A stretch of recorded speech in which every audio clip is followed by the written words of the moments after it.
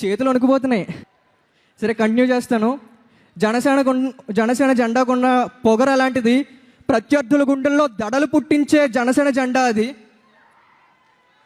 అలాంటి జెండాని పోటీ చేసిన 21 చోట్ల రెపరెపలాడించిన వీర సైనికులం మనందరం. మనం గెలిచిన తర్వాత మనందరం ఎందుకో రిలాక్స్ అయ్యాం అనిపిస్తుంది. మనం ఎవరి కోసం కష్టపడ్డాం? ఉప ముఖ్యమంత్రి పవన్ కళ్యాణ్ గారి కోసమా? అధ్యక్షులు పవన్ కళ్యాణ్ గారి కోసమా?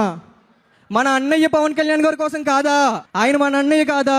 మహాశివుడు విశ్వమంతటికి దేవుడైనప్పటికీ విఘ్నేశ్వరుడికి అన్నయ్య అయినట్టు ఆయన ఉప ముఖ్యమంత్రి అయినా, ముఖ్యమంత్రి అయినా, ప్రధానమంత్రి అయినా కూడా మనకి మాత్రం అన్నయ్యే.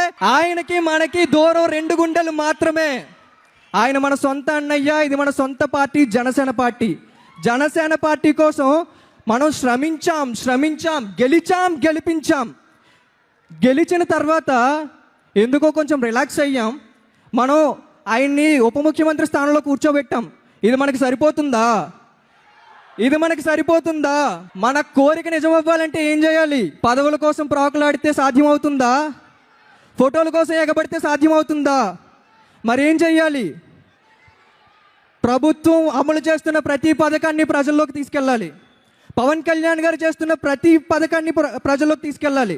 ఇవన్నీ చేసి మనం కష్టపడిన